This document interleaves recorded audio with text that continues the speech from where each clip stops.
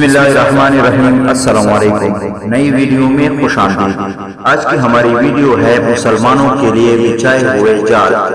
بات تو سچ ہے مگر بات ہے رسوائی کی۔ کہتے ہیں ایک بار ایک شکاری جنگل میں ایک تیتر پکڑ کر لاتا ہے اور اسے اپنے گھر میں ایک الگ پنجرے میں رکھتا ہے، کاجو کشمش بادام کھلاتا ہے۔ جب تیتر بڑا ہو جاتا ہے تو اسے پنجرے کے ساتھ ہی لے کر جاتا ہے جنگل میں، وہاں جال بچھاتا ہے اور تیتر کو وہیں پنجرے میں رکھ کر خود جھاڑی کے پیچھے چھپ جاتا ہے اور تیتر سے بولتا ہے کہ بول بیٹا بول۔ تیتر اپنے مالک کی آواز سن کر زور زور سے چلاتا ہے۔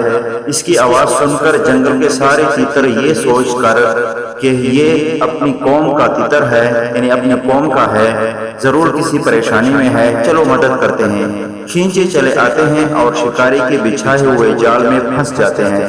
شکاری مسکراتے ہوئے آتا ہے اور پالتو تیتر کو الگ اور سارے تیتروں کو الگ جھولے میں ڈال کر گھر لاتا ہے۔ پھر اپنے پالتو تیتر کے سامنے پکڑے گئے سب تیتروں کو ایک ایک کر کے ذبح کرتا ہے، مگر پالتو تیتر اف تک نہیں کرتا، کیونکہ اسے اپنے حصے کا خوراک کاجو کشمش بادام جو مل جاتا ہے۔ کم و بیش یہی حالت آج مسلمانوں کی بھی ہو گئی ہے۔ شکاری نے ایسے نہ جانے کتنے تیتر پال رکھے ہیں جن کی وجہ سے قوم دشمن کے جال میں پھنستی ہے اور یہ کٹتا ہوا دیکھتے ہیں مگر اف تک نہیں کرتے، کیونکہ ان کو ان کے حصے کی خوراک مل جاتی ہے۔